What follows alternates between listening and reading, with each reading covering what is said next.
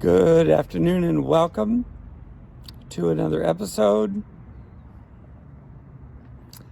I don't know if anybody who is listening to me has followed the works of Abraham Hicks. However, for a long time, they were quite influential in my life, and they also really helped me in that particular period of my life get some perspective. And there are some quotes that they have used over the years that I find to be quite useful. And one of them is the one that I'm going to talk about today, was have you walked in that person's physical shoes? One of the things that I am thinking about in today is the fact that we have absolutely become so judgy, so incredibly judgy of other people and their behavior. And quite frankly, you know what? I'm right there with everybody. I am appalled at some of the things that I see going on. Just absolutely appalled. But you know, that's not going to get me anywhere. And it's not going to get anybody else anywhere either. And it's not going to get society anywhere either by sitting in that place of judgment, sitting in that place of, well, I would never do such a thing, that holier than thou attitude that so many people describe or behave to, no matter what side of the spectrum or what degree of the spectrum one would be on. The question that I continually have to ask myself is, if I grew up in those exact shoes, having all of those experiences that this person that I'm being so judgmental of had, do I really believe that I would behave differently? Now, there is a possibility that I would behave differently, and it would have to do a certain amount with some other factors. But for the most part, I would categorically have to say that there's a good possibility that I would behave at least similar, if not exactly, as some of these people that I find so abhorrent. And some of these people that I know that you probably find abhorrent as well. There were some actions taken this week in the federal government that were just, once again, beyond appalling. And when I was writing this morning, I was particularly had to put in a prayer for this one particular person who, on the surface, looks to me to be quite a problem, an extended problem that could affect all of us for a very, very long time. Now, that's the current perspective. So I had to ask myself two things. Well, do you really want that? Because if we're all part of that energy, then you have some of that energy going on yourself. I know this is me talking to me, but you can extrapolate that for yourself if you so like to. So I had to ask myself, well, Mark, if you were that person, would you most likely be exactly like that person? Or close to or similar?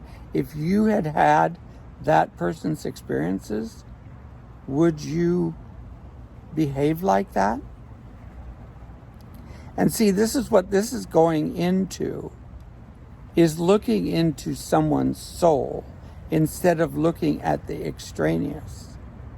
Now, it's real difficult when this is the kind of person that could have the kind of power to really hurt people, including people like myself. And to still hold that space that is not their true selves.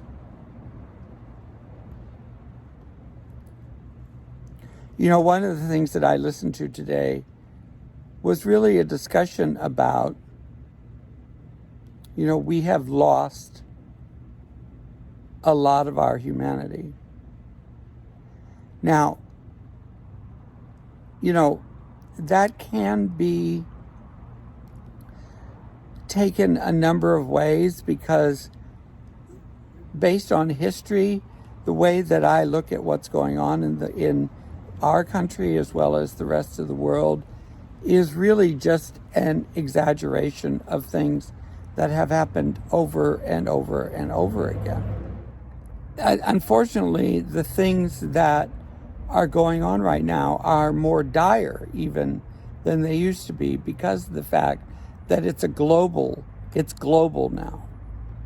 It was always smaller scale until we had World War I 100 or so years ago. It had never been global scale. And so we've lived through now 3 global scales, because now we're into a global scale beyond everything that we have ever thought of before. And so it's an exaggeration of our loss of humanity, which once again I feel may have started about 15,000 years ago. That said, I know that we are all longing for something different. And I don't care what perspective you come from. We're longing for something different. And as long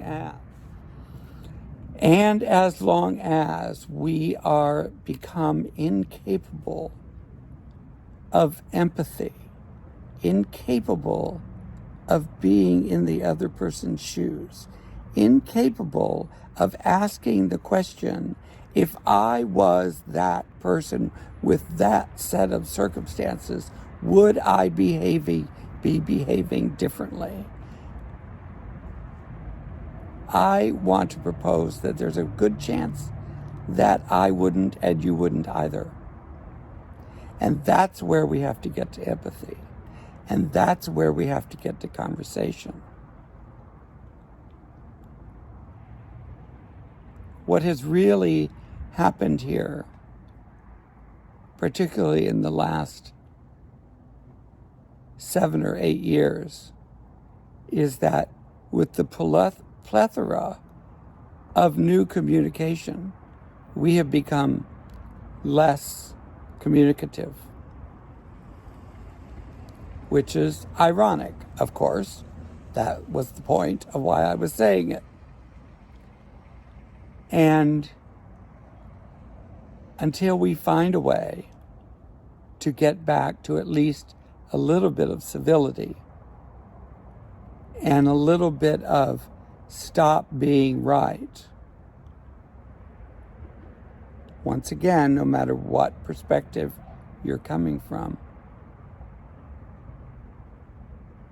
the only thing that's going to change is that it's going to continue to get worse. Because if we are, and I believe we are, all one unit,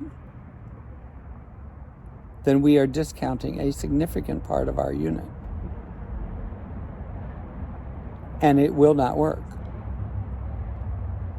It ultimately will not work. And we can see how badly it's not working.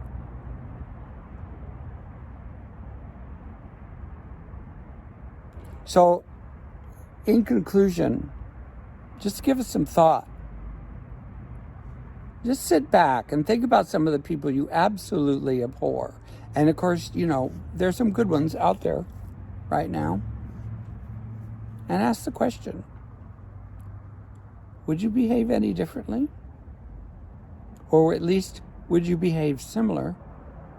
Or even still, do you think that there's a part of you that is capable of that? Given the right circumstance. Just ask the question. No answer is needed. Because what it drums up is it drums up empathy. And then there's something that we can work with. Thank you so much for listening this afternoon. Merci beaucoup. Bonsoir.